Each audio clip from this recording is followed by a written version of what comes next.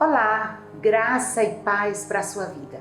Que bom que você veio para mais um EBD. Vamos estudar juntos, ou melhor, vamos garimpar as pérolas que estão aqui guardadinhas no livro de Lucas.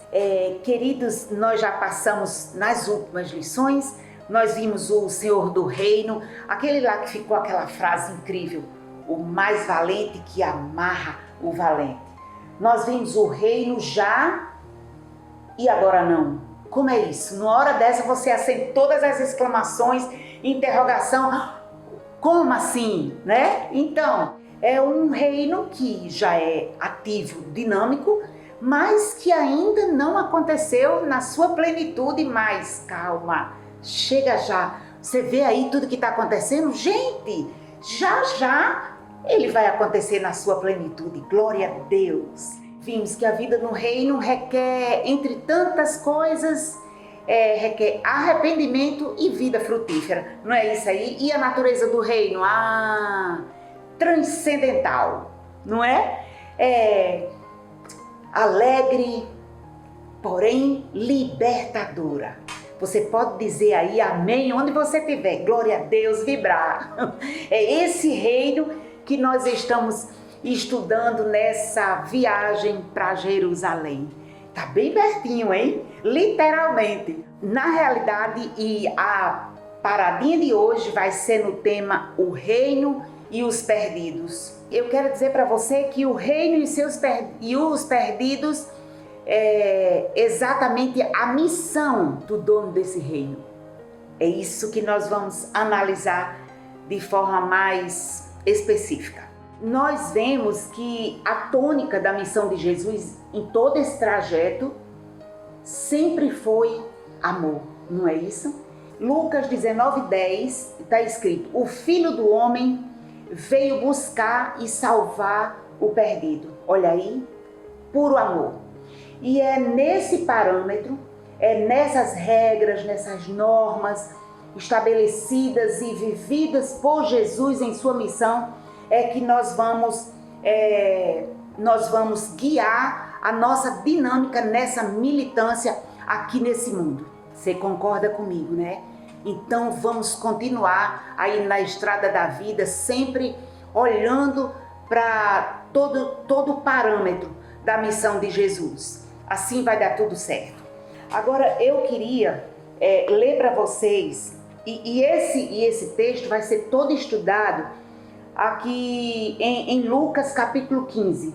Essa revista Didaquê, ela vai tratar a missão de Jesus nesse conjunto de 3 parábolas, mas uma coisa muito interessante que chamou minha atenção.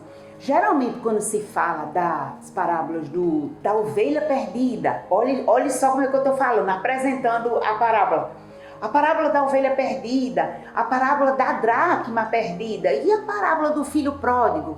É só assim que a gente fala, né?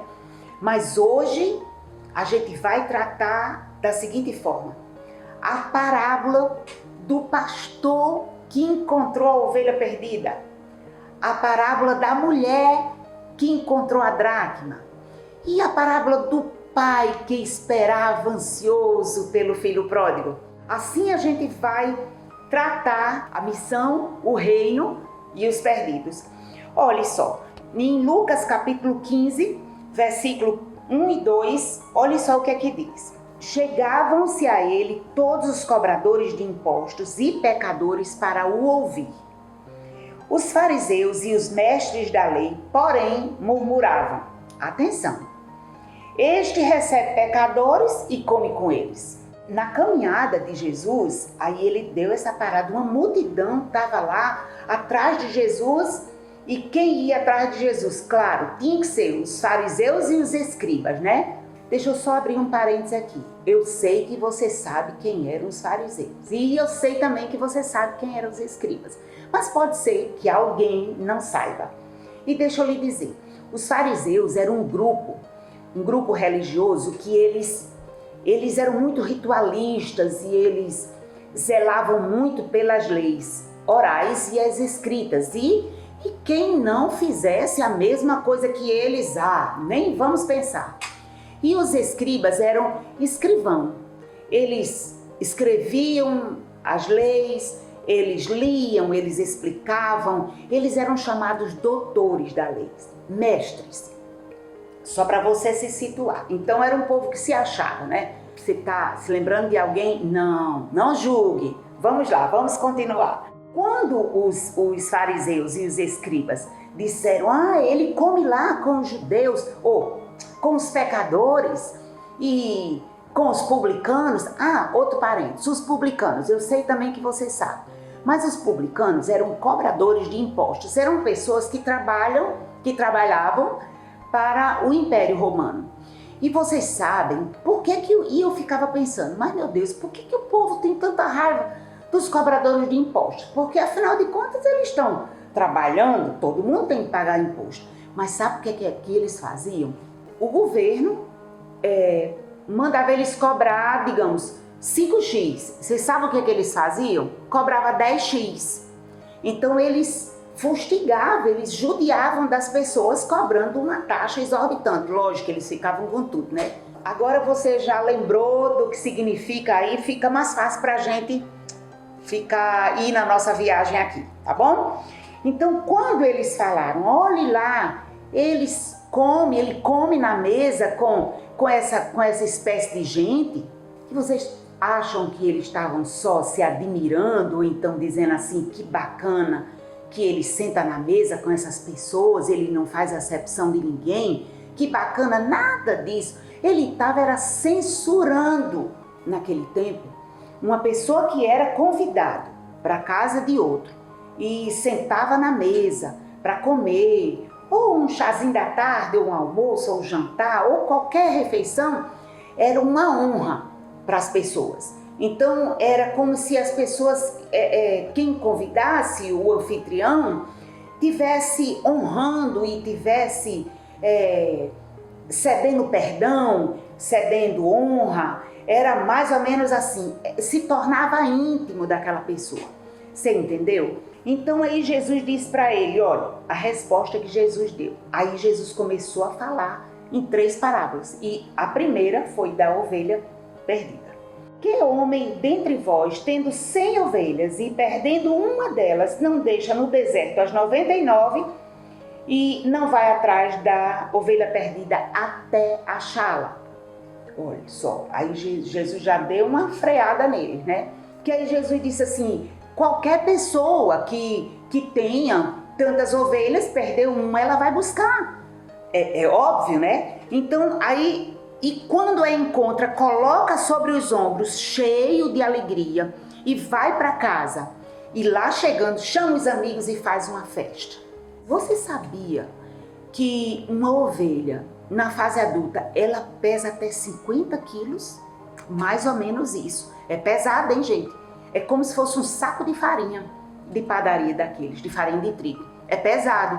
E você sabia que no Oriente Médio, eles andavam quilômetros, horas de caminhada, até chegar num cantinho que tivesse comida, uma água fresca para as ovelhas? Pois é.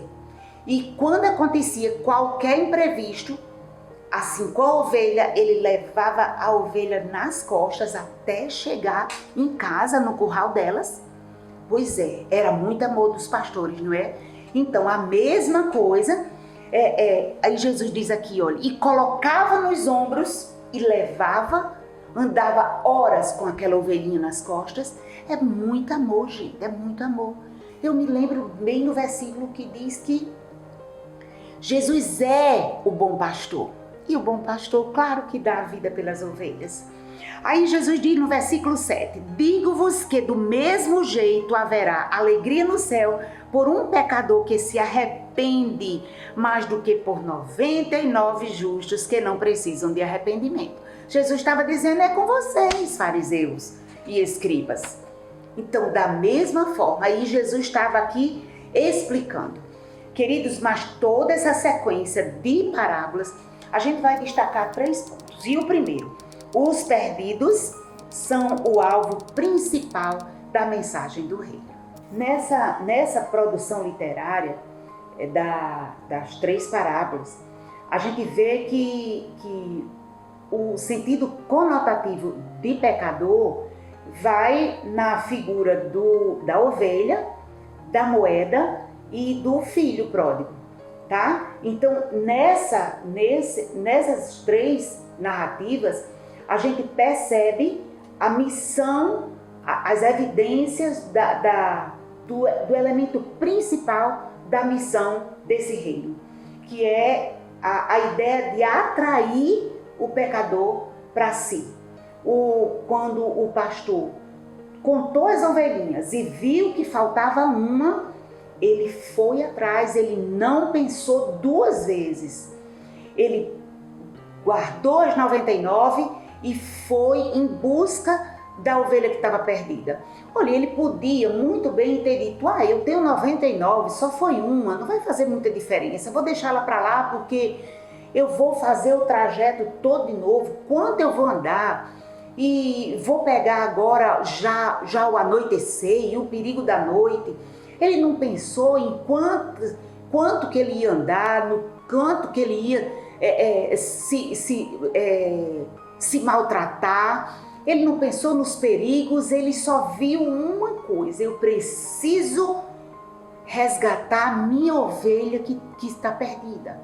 Ela está perdida, alguma coisa de mal pode acontecer para ela. Ela é indefesa, ela não tem garra, ela não tem uma presa forte para se defender. A estrutura da ovelhinha ela é frágil, ela se assusta com tudo. Tem ovelhinha que precisa que o pastor até leve água para ela. Então o pastor não pensou duas vezes, ele amava aquela ovelha. Era uma só, mas era alvo de uma imensidão de amor que o pastor tinha pela ovelha. Vai ver que a ovelhinha tinha até nome, né? E vai ver que ele saiu nos vales, nas montanhas, gritando pelo nome da ovelhinha.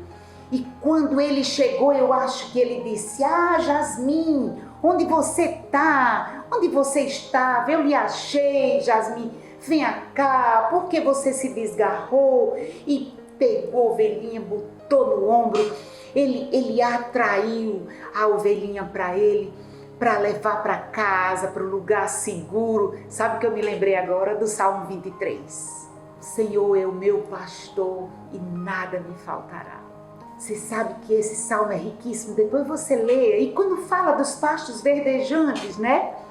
E quando fala de voltar em segurança, gente, é a história, é a história do pastor e da ovelha. É a nossa história.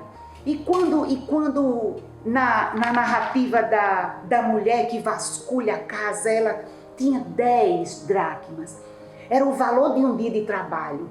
E ela tinha 10, ela podia ter pensado a mesma coisa. Mas eu tenho 10, uma, eu procurei por ali, não achei, deixei para lá. Mas não, aquela moeda era parte do tesouro dela, era importante para ela. Em nenhum momento ela ia abrir mão de parte do seu tesouro. Era uma parte de um todo, mas era importante para ela. Era dela, era propriedade dela, ela não ia perder parte do seu tesouro. Eu acredito que essa moeda, ela deve ter afastado tudo que ela tinha. Você imagine que ela procurou muito pela moeda, porque ela varreu, ela pegou a vassoura, varreu, ela não chamou ninguém para ajudar ela, porque o tesouro era dela. Você sabe que às vezes quando a gente manda alguém fazer uma coisa, a pessoa parece que não faz com muito empenho, porque aquela determinada coisa não pertence. Mas quando você vai fazer, aí você dá tudo de você, porque você conhece, aquela propriedade é sua. Você sabe todas as características, você sabe o valor. E aquela mulher sabia exatamente o valor. Talvez aquela moeda tenha caído debaixo de alguma coisa, ou então de tanta ela varrer ficou cheio de poeira, ou quem sabe não foi num canto limpinho, mas estava num canto escondido. Captou a mensagem, querido? Captou a mensagem, minha querida? Pois é, aquela dracma era de grande valor para aquela mulher. E quando ela achou, então, ela atraiu para ela aquela moeda, aquela dracma era dela. Ela ficou tão feliz. A minha moeda, parte do meu tesouro. Aí eu vou chamar as minhas amigas. Chamou as vizinhas e eu acho que ela deu um chá da tarde. Pois ela festejou. É isso aí. Ela atraiu para ela aquela moeda. Você está entendendo? É a ideia do primeiro ponto. Os perdidos são o alvo.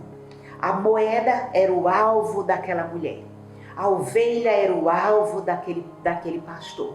E o filho que saiu de casa? E o pai? Quando ele viu de longe, eu acho que todo entardecer aquele pai estava olhando para o horizonte, esperando que aquele filho, que era alvo do seu grande amor, aparecesse, né? Eu imagino uma terra aplanadinha, com as plantas, com verde nas laterais, ele numa casa muito bem pronta, tinha tudo, tinha empregados, tinha uma boa mobília, eu acho, né? Porque ele tinha muito dinheiro que dividiu, né? E ainda continuou com uma boa quantidade de finanças, né? Que manteve os empregados, os filhos cuidavam, o outro filho mais velho cuidava da propriedade. Então ele era uma pessoa importante, né? E dinheiro não era problema para ele. Mas faltava o que ele mais amava. Estava faltando um filho que era dele. Ele amava, o filho era alvo do seu amor. E ele sofria e ele ficava esperando. Quando o sol nascia, lá estava aquele pai. A Bíblia não diz isso, eu é que imagino.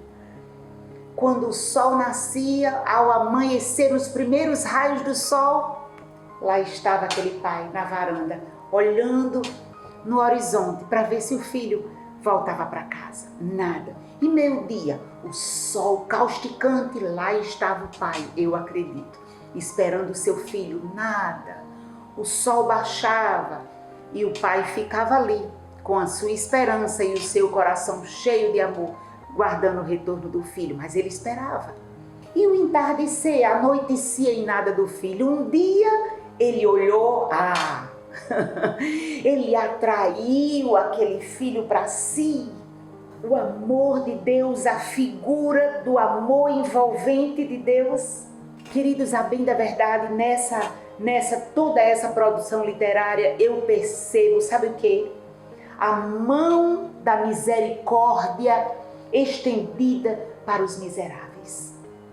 Eu consigo visualizar a mão da graça oferecendo um favor imerecido para um pecador, para algum perdido. Eu vejo isso. Você não vê isso? O amor de Deus purinho, aguardando, esperando, porque o filho dele ele já deu. Arrependei-vos, pois já está próximo o reino de Deus. Vamos continuar.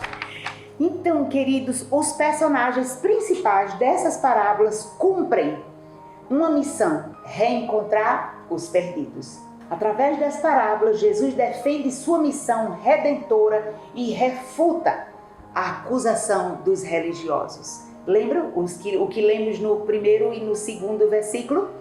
Então, você veja só, uma comunhão da mesa, a comunhão da mesa que eu falei no começo, significava comunhão de vida. E era exatamente essa atitude de Jesus sentando na mesa com os publicanos, com os pecadores, não era apenas um acontecimento de ordem social, não era. O sentido era mais profundo, era a inclusão de pecadores na comunidade da salvação, glória a Deus. E essa era a mensagem que Jesus queria dizer para os fariseus e para os doutores da lei. É a expressão mais patente da mensagem do amor redentor de Deus. Na realidade, em toda a missão de Jesus, eles eram, as pessoas que estavam ouvindo, os pecadores, os publicanos, eram na real o alvo principal da missão de Jesus. Ao defender sua missão, Jesus ressalta que os sãos não precisam de médicos, e sim os doentes. É Lucas capítulo 5, versículo 31. Depois você confere aí. Vamos ao segundo ponto. A graça do Senhor do Reino promove restauração. Eu acho muito interessante esse segundo ponto, porque a graça é um favor cedido para alguém. Teologicamente é o favor de Deus dando salvação para o perdido. Queridos, e eu vou dizer uma coisa a você, Deus alcança o perdido, o Espírito Santo trabalha, conscientiza o homem do pecado, da justiça e do juízo, e o Espírito Santo de Deus alcança, lava, santifica e justifica. Essa é a graça soberana de Deus, a graça envolvente do nosso Deus, a graça irresistível. Na parábola, o pastor busca a ovelha que se encontra enfraquecida e desamparada. Você percebe a graça aí? Na atitude dele ir buscar, isso é uma atitude de graça. É uma atitude de ceder. Ele não precisava ir buscar a ovelha, ele não precisava disso, ele tinha 99 ainda. Mas ele fazia questão. Isso é a graça. Ele queria ceder o tempo dele, ele queria ceder a vida dele, ele queria ceder o tempo dele, ele queria ceder o amor dele para aquela ovelhinha. Isso é uma representação de uma graça. Você está entendendo? Ele cedeu os cuidados para aquela ovelhinha. Veja só, semelhantemente, o pai que corre ao encontro do filho recebe-o afetuosamente e devolve-lhe a dignidade de filho. O pai, porém, disse aos seus servos: trazei depressa a melhor roupa, vestiu com ela e ponde-lhe um anel na mão e nos seus pés sandálias. Você sabe que os escravos não tinham sandálias, os empregados não tinham sandálias, mas o filho chegava e agora ele não ia ser igual, porque quando ele estava lá, que ele disse: o que eu estou fazendo aqui, gente? Eu estou aqui passando necessidade, muita fome, estou aqui vestido dessa forma, todo maltrapilho, sofrendo, doente, com sede, com fome. E lá os empregados do meu pai têm tudo, não falta nada, eu vou embora. Eu vou voltar para o meu pai e vou dizer: pai, olha, eu pequei, agora me perdoe. Eu acho que aquele pai não deu tempo, né? Eu acho que o pai abraçou ele fortemente, correu ao encontro e abraçou fortemente. Isso é a representação da graça de Deus. Você concorda? Que graça incomparável. Nem o pastor, nem o pai, nem a mulher impôs condições para o retorno de seu filho ou da sua ovelha. E nem a mulher tampouco impôs condição nenhuma. De que eu vou chamar, eu sozinha não vou procurar, eu vou chamar alguém que eu já procurei e não achei. Não, ela não dividiu isso com ninguém. Era ela que ia fazer. Sabe o que eu me lembro? Eu lembro de nós, da igreja do Senhor Jesus Cristo. O nosso empenho em ir atrás das pessoas que ainda não conhecem Jesus como Senhor das suas vidas. A necessidade que nós temos de ir atrás, de evangelizar, de distribuir folhetos, de fazer lives e lives e lives e lives, de deixar mensagens no WhatsApp, de fazer vídeos e mandar para as pessoas. São as ferramentas que nós, a igreja do Senhor Jesus, temos de ir atrás das pessoas que ainda não conhecem Jesus. Essa nossa dinâmica reflete a graça de Deus, reflete a consciência que nós temos, reflete a forma de razão que nós interpretamos, o entendimento que a gente tem da missão de Jesus Cristo, e nós, na nossa dinâmica de militância nesse mundo, tomamos para praticar. Então, quando eu vejo a mulher, eu me vejo naquela mulher. Eu vejo você naquela mulher. Você entende? Leia novamente e tente ver. Tente se ver. Tente se ver. E vamos sentir a mesma necessidade que aquela mulher sentiu. De pegar a vassoura, ela mesma. Ela não dividiu com ninguém. Ela não esperou por ninguém. Ela não foi chamar ninguém. Ela foi, ela sabia que a responsabilidade era dela. Era ela que tinha o conhecimento. Esse tesouro é meu. Eu paguei o preço. Eu trabalhei. Toda vez que eu leio, me traz a lembrança. Aquela palavra de Paulo escrevendo aos Coríntios, eu acho que é o capítulo 5, 19, salvo engano, que diz, Paulo nos lembrando que nós fomos comissionados pelo Senhor, porque nós recebemos a responsabilidade do ministério da reconciliação, reconciliar o mundo, trazer as pessoas para perto de Jesus. Vocês compreendem? Vejam, vamos ler, procurando nos perceber como igreja, tá bom? Antes de irmos para o terceiro ponto, deixe eu ler um trechinho que tem aqui na revista de daqui que eu achei uma delícia. Olha só. Vezes sem conta nos portamos como o irmão do filho pródigo, que representa os exclusivistas. Nós nem falamos no irmão, né? Vocês imaginem que eu acho que o irmão dele só podia ser fariseu, viu? Mas então, ele não gostou muito da festa que o pai estava dando para o irmão que estava retornando.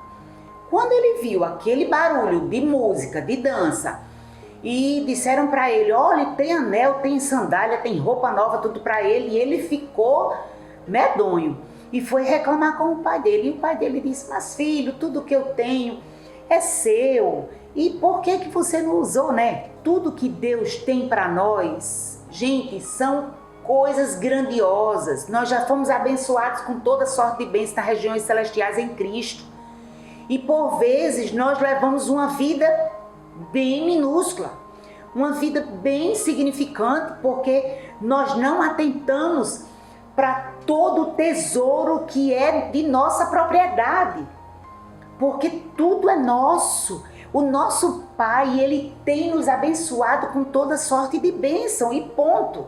Então, mas às vezes a gente age da mesma forma que o filho pródigo, aliás, que o irmão do filho pródigo agiu. Veja só, em relação às pessoas que estão chegando, devemos entender que a igreja não é uma vitrine de perfeição, de expor perfeição, mas um hospital para acolher feridos que precisam de tratamento e de recuperação. Devemos, portanto, receber com amor aqueles que querem ser curados, proporcionando a eles todas as condições para que sejam restaurados. Vou lembrar outra vez, 1 Coríntios 6, 8 e 11. O Espírito Santo promove essa restauração. Tá vendo? A gente não tem trabalho, a gente convida, a gente traz. E o Espírito Santo faz tudo. Ele trata, ele restaura completamente. Ele lava o perdido, ele santifica, ele justifica. Você entende isso? Olha só, é exatamente isso que está escrito aqui em 1 Coríntios 6, 8 e 11, depois você leia, tá bom? Vamos ao terceiro e último ponto. A inserção no reino é motivo de grande alegria. Pronto, não precisa mais falar nada, né? Por quê? O pastor, quando encontrou a ovelha, ele chegou lá e fez festa, festejou. Eu encontrei a minha ovelha que estava perdida. Foi festa. Alegrai-vos comigo, porque já achei a minha ovelha perdida. Ao encontrar a moeda, a mulher também convidou as amigas e fez uma grande festa. Comamos e regozijemo-nos porque o Pai. Comamos e regozijemo-nos porque este meu filho estava morto e reviveu, estava perdido e foi achado. Versículo 23 e 24.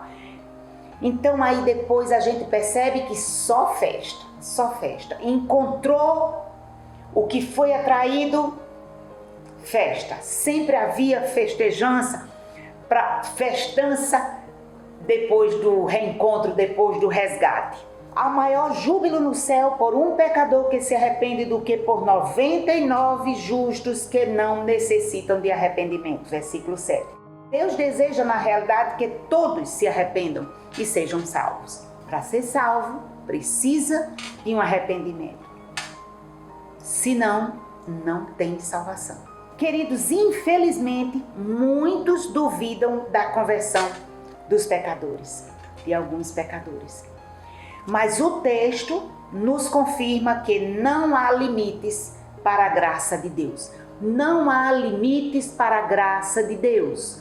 Não há limites para o reino de Deus. Não há limites. Os fariseus colocavam limites, os escribas colocavam limites, o homem coloca limites, mas Deus não coloca limites. Houve arrependimento à salvação, sim.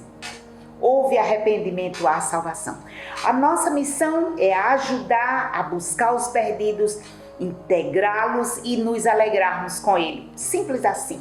Vocês sabem por quê? Porque nós somos uma igreja relevante. Olha, eu escrevi aqui, eu copiei um texto, parte de um texto de Charles Spurgeon que eu achei muito propício para mim e para você. Charles Spurgeon apresenta essas narrativas com a perspectiva do homem de pecador, do homem que é buscado e o homem que é encontrado. Agora, ouça só, eu copiei aqui para você. Ele estava pregando numa igreja e ele disse isso. O dia mais feliz será quando cada igreja de Deus estiver diligentemente trabalhando pela salvação dos pecadores. É a própria igreja, sob o poder do Espírito de Deus, olha só, sob o poder do Espírito de Deus, que deve, enfim, procurar as almas perdidas. Nossa prioridade como igreja é angariar almas, é trazer as pessoas a Jesus, apesar de perdidos e caídos. Ah, gente, eu sei que eu já disse, mas eu preciso lembrar, para mim e para você. Fomos comissionados, recebemos das mãos do Senhor a responsabilidade, em nossas mãos, o ministério da reconciliação. Vamos fazê-lo. O tempo já findou. Agora, o Espírito Santo de Deus ainda atua. A igreja, eu e você, ainda estamos aqui. Vamos lá, vamos lá. Vamos sair das quatro paredes. Agora saímos literalmente, né? Vamos montar estratégias e vamos buscar. Vamos atrás, vamos varrer. Vamos buscar as almas debaixo da poeira, debaixo de alguma coisa pesada. Mas vamos buscar, vamos buscar. O Espírito Santo está aqui para santificar, justificar, fazer uma total restauração. Queridos, enfim, terminamos. Agora vamos ampliando a discussão. 2 perguntas você não precisa responder. Qual tem sido a ênfase ministerial de sua igreja? O cuidado das 99 ovelhas que estão no rebanho ou a busca pela ovelha perdida? Lembrando que a igreja é eu e você. Essa pergunta está fazendo para mim assim, Madeleine, qual é a ênfase que você tem dado? As 99 pessoas que você já tem no seu convívio ou você está indo atrás da ovelha perdida? Você faz aí a pergunta para você. Segunda pergunta, a sua igreja tem experimentado a alegria de ver os perdidos sendo achados pela graça de Deus? Essa pergunta ficou na minha mente de forma pertinente. E eu me fiz essa pergunta. O lema que a igreja está trabalhando, eu quero só recitar aqui para você. dá-lhe voz de comer. Queridas, finalizamos mais um encontro, né, na EBD, e eu queria dizer para você: sinta-se abraçado por mim e acariciados pelo Espírito Santo de Deus. Mas deixa eu só lembrar, uma vez está escrito em Ezequiel, foi uma das mensagens da semana, o Senhor prometendo: eu vou lhe dar um coração novo, eu vou lhe dar um espírito novo, eu vou tirar o seu coração de pedra e vou colocar um coração de carne. Porei em vós um coração novo e porei em vós o meu espírito. Fique com essa palavra. Nós temos o Espírito Santo de Deus. Você tem o Espírito Santo de Deus. Somos igreja e sob o poder do Espírito Santo de Deus, nós vamos em busca das almas perdidas. A gente se vê, a gente se encontra. Mais uma coisinha. As atividades da igreja continuam durante toda a semana pelo Instagram. Nos visite lá. O Instagram da ICND. Tchauzinho!